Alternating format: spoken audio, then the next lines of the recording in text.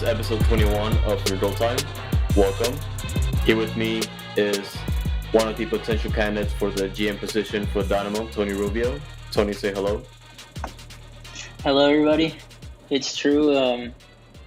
Teddy Segal called me John Walker, but I'm sorry. I had to turn in my my official resignation from the post since I think I'm too good for the Dynamo.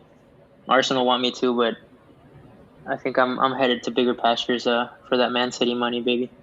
Yeah, Tony also has some Solana reservations, so obviously you have to take care of those first. But yeah. Yeah, due to my loyalty to Matt Jordan, I can't take this position. It would be too hurtful to my friend. Yeah.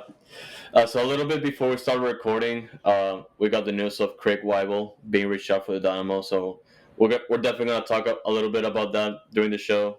And just a quick heads up, you might hear us a little bit different, only because we decided to evolve along with technology. So initially we were recording via Skype, so not the best option to record audio quality and video. So we're trying out this platform called Riverside, which seems to be way better. So we just have to wait and see how it goes. So yeah, we'll see. It says if we pay for their subscription eventually, we can live stream straight to YouTube and do live call-ins. So maybe we'll rival Soccer Matters. Absolutely, yeah, it's gonna be good. But yeah, without further ado, let's get into the show. We're gonna go ahead and talk about the Dynamo and Dash games from this past weekend. First about the Dynamo, another road game, and it's sounds about right since they lost 2-0, and it was a perfect storm essentially since it was pretty much like all the stars were aligned in this case. So Seren was starting, and you know what's going to happen from there. Conceding early in the first minute, and then Lassiter coming in as one of the like the very, I wouldn't say very late, but somewhat late considering the circumstances, late sub. So it was another one of those road games. Obviously, expecting a loss coming into this one, even though it's Minnesota. So unfortunate. Man, it's all I have to say. I just want to mention, since I absolutely have to mention this to every single living person I see, my men's league Division 2 6v6 rec team won the championship yesterday, and I wholly think that Ariel Lassiter could not play for us. That's how I feel about him. He cannot play for the D2 champions. Oh, Andres, 100%. He's in the starting lineup for that team, but Ariel Lassiter doesn't. We'd have to turn it away, bro. So yeah, that's how I feel about that subject. Yeah, like obviously, like heading into this game, you kind of pretty much how the pattern has been this season. You pretty much visualize how this game was going to turn out to be, and just coming into this one, I was somewhat right. It's just that after like Minnesota took a 2-0 lead, like way early in the first half, they pretty much took care of business. Like the Dynamo barely responded. They just came back with late substitutes, like in the 2/3 into the game, which is essentially in our standards like nothing to doesn't give us like enough time to respond essentially, and yeah, it was just disappointing overall. Yeah, I mean, both me and Andres were pretty busy to not be able to watch the game, really. I was in the process of moving out. I had to clean my old apartment. I had the game on my phone, like, kind of the whole time, but obviously not being able to watch it completely since I was busy. But, yeah, I think it's definitely one of those forgettable games, watching the highlights, hearing all the talk on Twitter. Literally insert place here for any other road loss we've had in the past freaking 10 years of our existence. Pretty much, and at this point, it's autopilot. And like one of the things, just heading into this one of the things I still ask myself is why, at this point, where you're still looking for a pretty much like a way to just salvage the season. Like, why at this point are you not like starting the homegrowns, or like starting the young kids? I just want to see Danny Rios, like he's already playing for the national team along with Saran. Like, I don't see a reason why he shouldn't be playing right now. Yeah, yes and no, because I think there was like a 1% pipe dream if we beat Minnesota, and then if we literally probably won every other game after that, we could probably make the playoffs. But come on, like that was a pipe dream already. We told y'all to calm down. But obviously, Tab, the guys, they have to have that hope, which I mean they should, but they like I think they're going to start coming down obviously as the results don't. Like we're probably going to win a couple more games this season, but it's going to be more of the same of what we've seen throughout the season. So the thing about Danny Rios is that he has been called up to a couple El Salvador camps, but every time he's been called up, like right now El Salvador is doing so many little mini camps, like they're calling mini ciclos, like mini cycles in Spanish. And like for example, this camp that he was just called up to was like none of the first team players for El Salvador. It was all a bunch of young kids from the U.S. academies, and then some younger players from El Salvador. So that's just an asterisk there to put that although Danny Rio started for El Salvador and their 2-0 loss to Guatemala, it's pretty much like a El Salvador B or C team.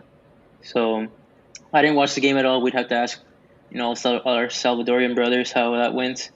I saw Danny Rios was getting a lot of hate on his comments after the after the loss from Salvadorians. I saw a harsh one, man. They were like, man, never get called up again. You suck so bad, like all this stuff. So obviously, Danny, if you're listening to this, please don't listen to the haters. Obviously, you're just getting your feet wet in the professional game and with the national team. But I agree. Like as the season winds down for the Dynamo, though, to make my point, I think there's absolutely no reason why these guys shouldn't get their debuts.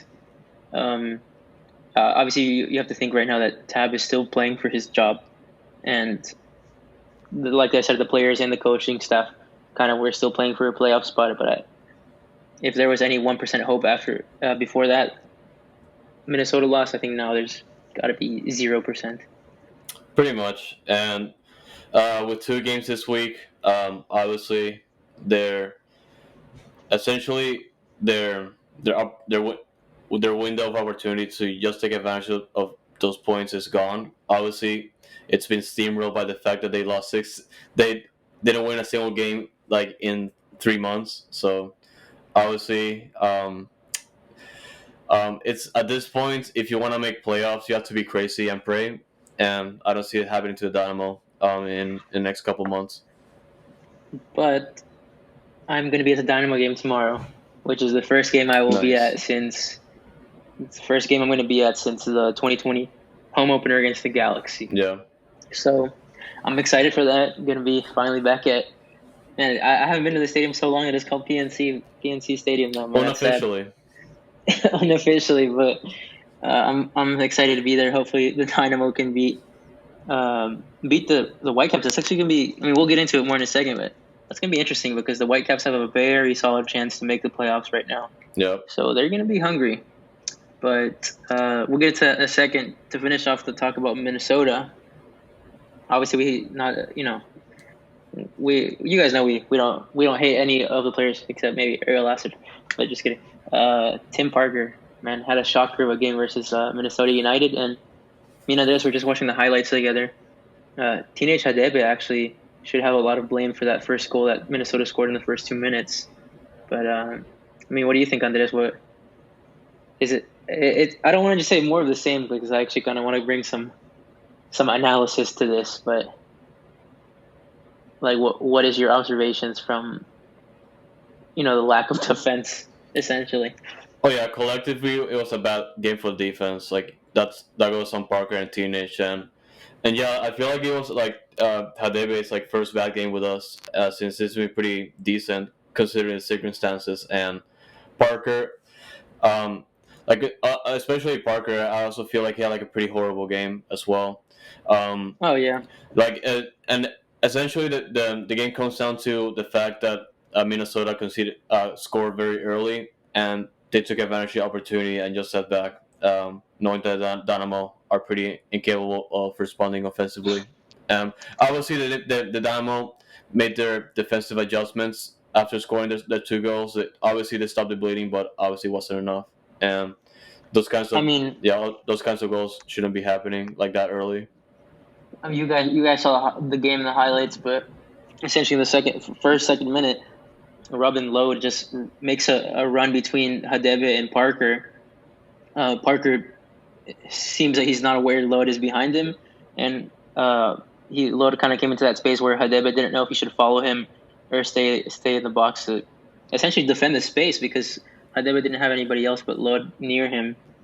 I mean, so obviously we can break it down like anybody else can, but everybody was blaming it on Parker, but I mean Parker, yeah, he should have been, knowledgeable that somebody was behind them, but Hadebe really should have told Parker, or what would have been better, just Teenage should have just followed Load, and that would have 100% prevented the shot from going in. So that's bad communication there from that partnership.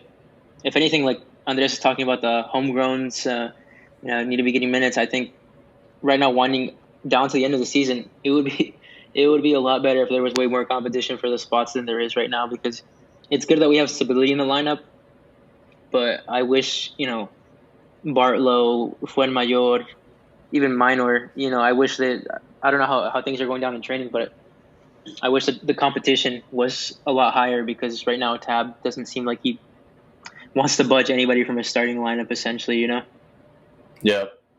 And So, and before we move on to the next game, we just wanted to apologize to Dylan Whoppers for a really bad season. Honestly, like of all the people I'm thinking about right now, that should feel sad towards, like even Ted Seagal. I feel like Dylan Whoppers needs some credit here, because he has been going through some hardships right now, especially on his birthday for the past like couple boy, months. So yeah, shout out to Dylan Dylan. Whoppers, he's had enough. He's had enough. He's had enough. Like, So just end the season. but just to end that thought that I had, I'm not obviously advocating that we need to punish every single player for one bad mistake or two bad mistakes if they have a bad game, because those are going to happen. But at the point in the season that we're at right now, if somebody has a bad game, I wish the competition was good enough to where Tab says, "Hey, you really were not good enough this past game. You're going to start on the bench next game." Obviously that's really hard with Park because he's our captain, but I wish that was the case and Bartlett would come in and prove himself or something like that. So we'll see what happens. I think Pasher's going to be back this week, probably on the bench. It looks like he played with the Dynamo U23s this weekend. So Baird's back. So we're at least getting some of our so-called depth back. But Yeah. I would really like to see at this point in the season for Tab to say, "Man, you're really not living up to the standards right now. You go take a trip to the bench and next guy up," because that's all you can ask for pretty much at this rate. Yeah. But let's move on to the dash, which is a lot of a happier Much better subject. If you guys don't know, we actually have a team that wins road games. This case being the Dash. This is the third win on the road for them, and with the third win, they already have more wins on the road that Dynamo have in the past couple seasons. So, congrats to the Dash for steamrolling Racing Louisville 4-0. Coming out of goals from Christy Muse and Michelle Prince, both had goals and assists that game, and it's pretty much just watching the game and watching the replay for a little bit. It was pretty much a complete game of the Dash, and Louisville was essentially, it looked pretty lost from what I've seen, and pretty much recording 0 shots on target against the Dash, which pretty much, like in my opinion, says a lot about the game. Yeah, I mean, Louisville is obviously near the bottom of the standings, but I thought they would put up way better of a fight than they did. Honestly, I'm not sure who their goalkeeper is, but she had a shocker of a game, conceding quite a few chances directly to the Dash, and then it just looked like two teams on a whole different level at this point, and you can see that on the table with the gap. Racing Louisville in second to last place was 17th, and then 8th place ahead of them, the New York, New Jersey, Gotham, freaking 25 points. So that's a gap of 8 points between those places, and you can definitely tell by the quality. Yeah, and I just wanted to give a shout out to Rubio Sally and Katie Nam for the goals. Katie Nam is obviously coming off a corner kick. It was pretty skillful, and Rubio Sally opened the score early in the first half. And also shout out to Racing Louisville Stadium, because it looks pretty fancy. Like it sits around like I think 12,000, but it looks pretty good for like a soccer stadium in the United States. Man, I know, and I want the Open Cup to come back so we can see an MLS team hopefully be hosted at Louisville Stadium because that would be so sick to see. But um, obviously that's a while away with COVID and Open Cup. Essentially, it seems like it's gonna die with the League's Cup. So that's a whole other story to get into. But obviously the Dash are in seventh place right now, with the top six teams in NWSL going into playoffs. We're only 1 point out of that spot behind Washington Spirit. But I think we have 4 or 5 games left for the Dash, and it's going to be tough. Yeah, because the Dash next have Kansas City, who is the worst team in the league. Hopefully, should be a win away from home, and then the Dash have to play the Thorns twice, home and away, and they have to play North Carolina Courage, who's also one of the best teams in the league, along with the Thorns. And then the last game of the year will be the Spirit. So the Dash probably have one of the hardest ending stretches of games in NWSL. So if they're going to make playoffs, they're going to have to get results against the Thorns, who have not been kind to us this year. Oh yeah, and it's not gonna be easy because they're only separated by a couple points from seventh place up until third, and you have to imagine that with the closing schedule for the Dash and all the games coming up for the league as a whole, it's gonna get crazy. So we'll see how it goes. Obviously, gonna talk a little bit more about Kansas City and. Essentially, like the Dynamo and Dash are playing Kansas City this weekend, so it's gonna be interesting. Um, and obviously, one team looking more likely to win over the other, but we'll talk about that in a little bit. But yeah, Yeah, national televised game against Kansas City this weekend for the Dynamo. That's never good, especially with Kansas City being in second place in the West. So it's we're not gonna talk about that game yet. We're gonna go into. Anything else you want to say about the Dash? for the Dash, no, I don't think so. Other than the fact that they did manage this result without Rachel Daly, obviously, just recently becoming the top scoring player in Dash history, and yeah, that just goes to show. I've been trying to figure out the Dash this whole season, in the sense that how they play, even through the bad results, but it just speaks to their tenacity. Obviously, they they're capable of taking care of business, even though like sometimes it doesn't look like it. So it's just an enigma, honestly, from when I look at it. Yeah, obviously way better season than the Dynamo so far, but right when you think the Dash are about to be back on track, they lose to teams they shouldn't lose to. Yeah. They're inconsistent with their results. So if we don't make the playoffs this year in NWSL, obviously it's a huge failure with more than half the league getting into playoffs. And then, just with the inconsistency, it's unacceptable. So I wouldn't say James Clarkson's job is on the line, but obviously with Ted Segal wanting to change how things are done around here, if he wants to stick around for a long time, I think playoffs are a must for him. Yeah. And with that, we're going to go ahead and switch to the recent news regarding Craig Weibel. So, an article from The Athletic from Craig. No, it was two guys. I keep forgetting the names, but essentially, an article from The Athletic just came out this morning, essentially mentioning that MC Cincinnati is lining up towards hiring a new GM since they recently just fired theirs as well, kind of like us. And it was important to me because like at the bottom of the article it mentioned that the Dynamo did approach Craig Weibel to hire him as a general manager. Obviously that's big news. Craig Weibel is one of my most preferred candidates for the job. Extensive knowledge of MLS.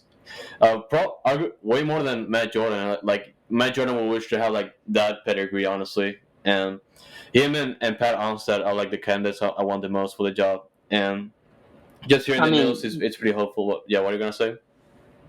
The Dynamo Matt Jordan had bad pedigree, if anything, coming into the Dynamo after a pretty unsuccessful stint with the Montreal Impact.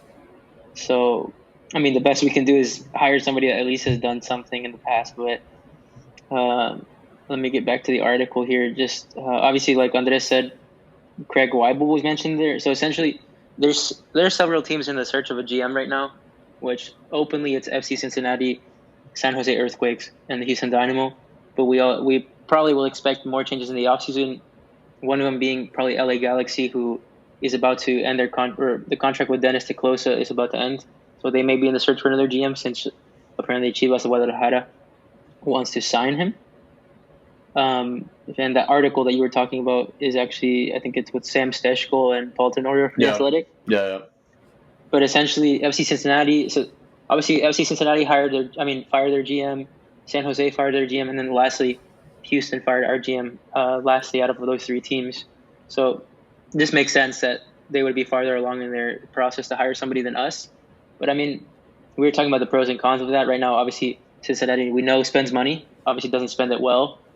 So they kind of might have first pickings in terms of available GMs in the league.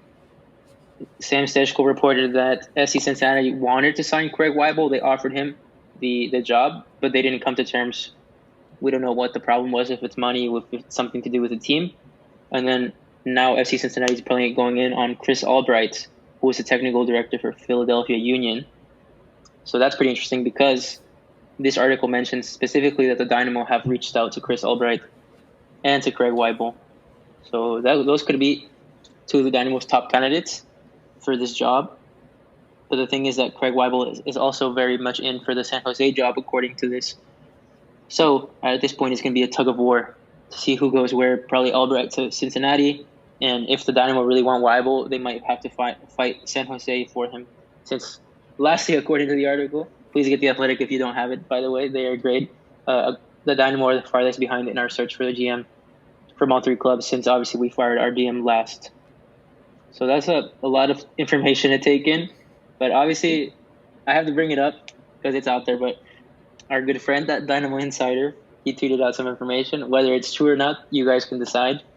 But he's saying that sources tell me Craig Weibel, Philippe Senderos, Brian Ching, Chris Albright, Brian Bliss, and Pat Onstad are the candidates for the Houston Dynamo GM position at this time.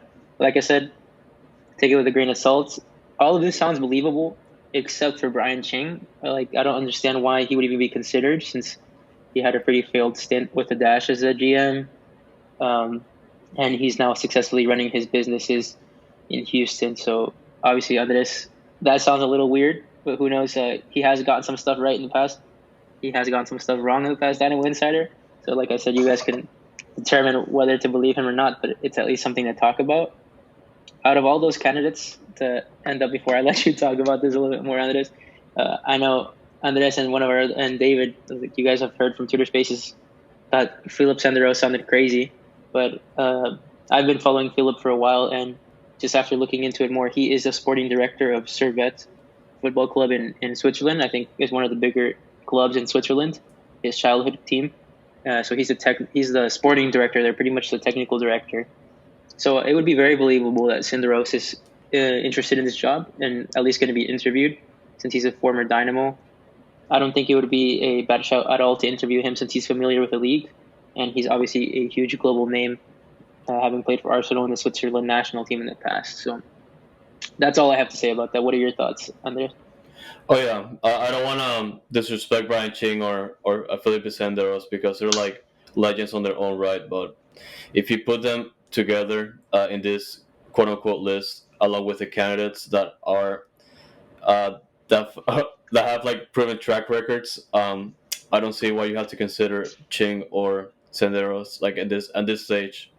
I mean, Obviously they can learn over time about the league, but like you put these guys together with Craig Weibel or Pat Onstad, like it's black and white, the comparison. I agree with Ching. No, no disrespect to him, but I think Senderos would be definitely a good shout. I know we want proven MLS track record because we know that's the formula for success in MLS. But if we were to bring in, let's say a GM and a technical director, then I would definitely be interested to see what Senderos has to bring to the table, because it's not like he's a newbie to MLS either, and he also has a great international repertoire per se. So I think, no disrespect to Ching, like we said, but I would rule him out of my own considerations. But Senderos, I would definitely give a good eye to. Not saying just for the GM position, but even to bring into the organization in general. But for the other names, what do you think about those? If you know anything about them. I'm mostly just familiar with Pat Onstad and obviously Kirk Rival, but like I did see Albright and Bliss. I haven't like done a ton of research, but I did see just for like a quick search that they've been pretty much involved with Kansas City and well Philadelphia Union and Kansas City respectively. So obviously two successful organizations that um, can the Dynamo can learn a thing or two, especially for the last decade. So. Um, Honestly, just from a surface level, I wouldn't mind them being considered based on the fact that they've been involved in like a successful organization, like based on the last few years. So, but I still prefer like Craig Weibel or Pat Onstad at this time. I mean, I agree with you, but at the same time, Weibel obviously has a very proven record, and Onstad more or less has hopped around the league at different positions where he has been successful. But I think we're a little biased just because they are former Dynamo players. So I'm going to trust in the organization on this one to pick the right candidate after out of everyone. I'm going to assume money probably won't be an issue because I don't know if Cincinnati didn't agree with Weibel on terms of money or in terms of control. But all I have to say is that I really hope that we split the GM position into two. If anything, have a GM and a technical director, whatever names you want to call it, but have somebody that's higher. So I guess you could call that sporting director, and then have like essentially a technical director under them, because I think it's way too much of a job to give to one person. Oh, yeah, absolutely. We've already seen it. That person has too much power, and that person can be here for way longer. We've seen it. So I think it would be wise to split the titles. Honestly, it will be wise, and obviously we bring a lot of opportunities. Less risk for one person, like since the roles are going to be split. So I will pull for that. Honestly, I just hope that's going to be the case when hiring a GM and potentially a technical director. So we just have to wait. Yeah, I mean, we have to wait out. We're literally like dying for news at this rate, but I think even though like the article said we're the farthest behind of those three teams, but you already heard from, I forgot, was it Glenn or somebody else last week that says we're kicking up the search for the GM like pretty fast. So I fully expect Lester, Lester, yeah, my bad. Yeah. I fully expect us to sign a GM in the next month. So who knows if we could pull a Cincinnati, because Cincinnati essentially fired Jaap Stam because they're about to sign their GM and they want that GM to like pick the next head coach. Imagine we sign a GM and they kick Tab out right away. So that would be pretty dramatic. So FC Cincinnati, I think they're gonna have more full-time head coaches than Dynamo ever had. So interesting note. And they've been in existence for like 2 or 3 years. So. Yeah, and they just love burning money. So you love to see it. But yeah, before I move on to this weekend's games, it's gonna be an interesting few months. I still expect them to hire the GM and hopefully a technical director by the end of the season, so they can get started as soon as possible. That would be my ideal scenario. Obviously, I don't know what Ted Siegel thinks right now, so we just have to see. Wait and see. Well, that's all we can do. What else do we have to? Let's talk about this weekend's games. It's gonna be for Dynamo. At least it's gonna be meme week.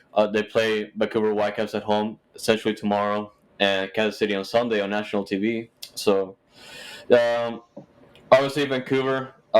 Comparing them with Kansas City, they're not the same team, but I feel like it's a team that can bring. It's a wild card team. That's what I like to say. Especially in the form they're in, and with how I said they're about to get into playoffs, and they just signed like an amazing number 10 in Ryan Gauld from Scotland. They call him the Scottish Messi. So nice. He's been in amazing form since he signed with Vancouver like a month or two ago, and that's a big change for the Dynamo to deal with. So we'll see how we handle Vancouver, who are super hungry to get into playoffs with a new coach as well. So we definitely are going to hope the defense are up to the task against them. In terms of their defense, obviously they're not bad, but historically Vancouver is not a historically amazing defensive team. So I'm gonna make one prediction this game that Rudy gets back on the score sheet finally. That's my prediction. We'll see what happens if we win, lose, or tie. But hopefully, Rudy scores a goal for me tomorrow and sends me one of his arrow celebrations. Well, I hope so.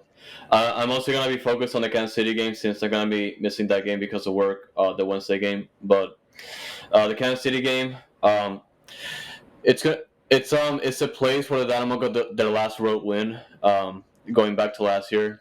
Obviously, circumstances being different because Kansas City did have a crowd because of the pandemic, but it's gonna be a bad one. I feel it. I love to be proven wrong, but it's gonna be another road game, and we know what's gonna happen. Severan's gonna start, and it's gonna go from there.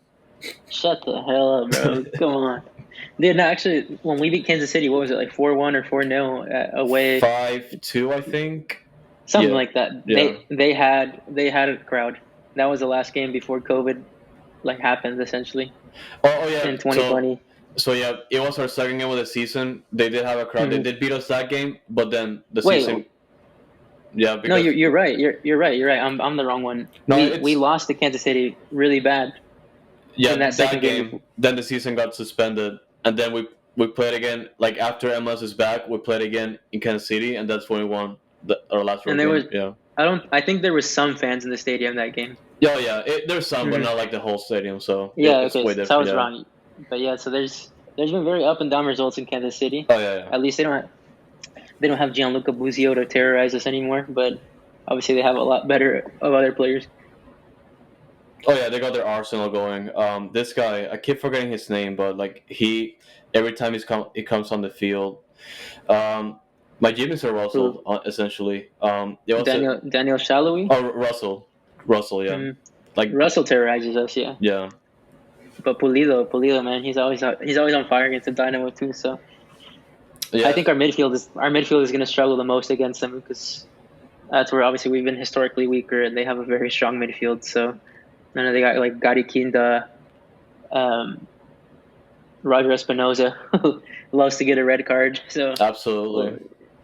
but so obviously say your prayers and cross your fingers for that. It's gonna be Pretty meme much week. It's gonna be meme week, so it's Nah, anything can happen, but it might be for the worst. But we'll see. I'm bringing y'all a win tomorrow since I'm going to the game. So if y'all see me there, say hello. Yeah, I'm gonna be wearing the Dynamo kick childhood cancer shirt that I just got in the mail after like 2 months. So Yeah, if the Dynamo win on Wednesday, it's because of you. So we'll thank you for that. And if they lose, it's not.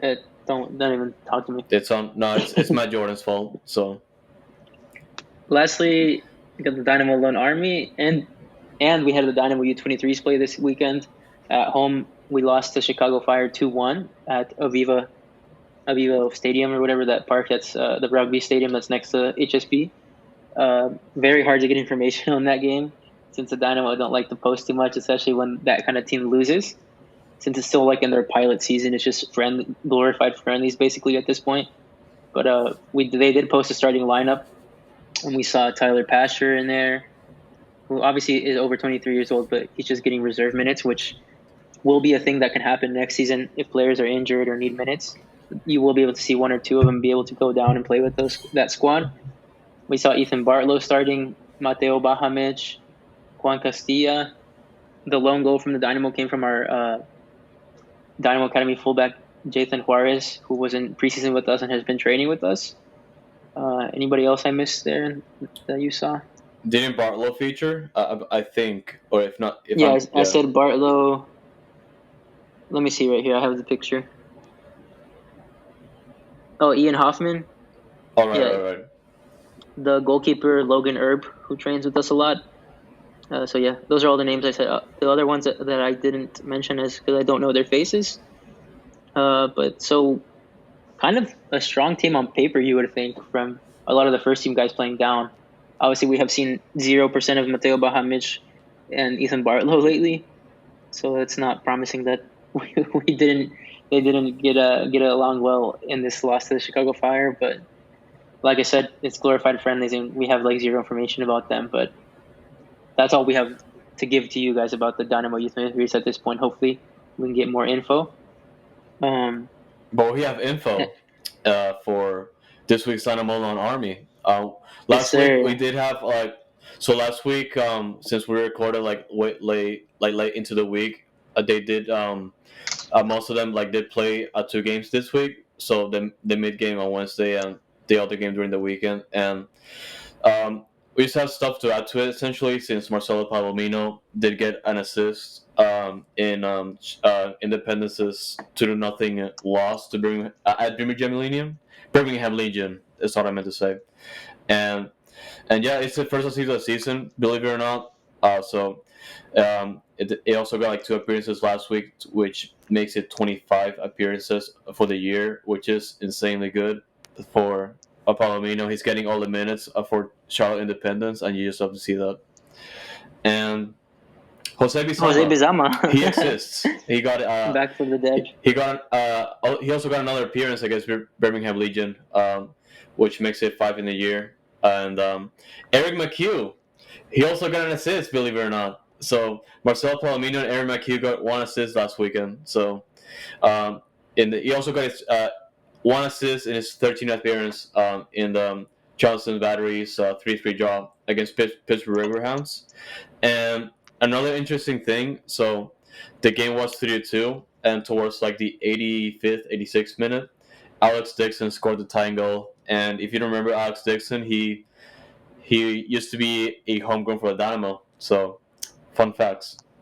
I think former Dynamo / RGV player Todd Wharton also plays for the Riverhounds, if I'm not incorrect. So, oh yeah, got a lot of tie-ins there. My AirPods are about to die, guys, and the podcast is pretty much over at this point, anyways. But Andres has to head to work, so we'll let the man go make his moolah. But yeah, kind of a shorter episode this week. Not as much to talk about. Please, Webb, if you talk about us this time, please add us so we can interact with you. And anybody else, if you have if you have hate or love, or criticisms or anything, just tweet us about the GM position. We want to talk. Hopefully, we'll host another Twitter Spaces soon.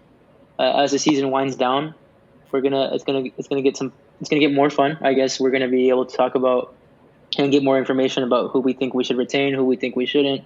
The expansion draft lists, Dynamo U23 mechanisms are going to be a lot of interesting information to get, because we're going to know if we're going to actually have to sign players to actual contracts, or if they'll just be able to still go to college if they decide to. So, stay tuned for that. The most important part of the season is the off season after the season. For us, only because it feels like Christmas. Because the list of options picked up, options declined. Who gets released? Who gets protected for re-entry, expansion? It's our Christmas, so it'll be a shorter off season this year too, thankfully. So yeah, that too. So it's gonna be good. Obviously, it's still a couple of months away from now. So, but it's gonna be fun. Just look forward to it for now. But yeah, I need to check, but if Zimbabwe qualified for AFCON, African Cup of Nations, then we might be missing Tina Chadebe at the beginning of the season or for preseason. So I'll have to look and see if Zimbabwe made it or not. Yeah. Yeah, you know. See, this is what you listen to this podcast for exactly. Random things like that. For the last thing in the episode, for sure. If you, all right, guys. Yeah. Yeah. Go ahead. Oh yeah, that's a treat you get for staying this long in the episode, So that's our thanks to you, the listener. All right, guys. Well, appreciate you guys listening in. Hopefully, we get some results for this week, especially against Vancouver, since I'm going to be at the game. If you all see me, like I said, give me a shout, and we'll talk to y'all soon. Yeah. Stay noodle. Yeah, guys. Just fingers crossed. Pray for those 3 points and stay noodle. Peace.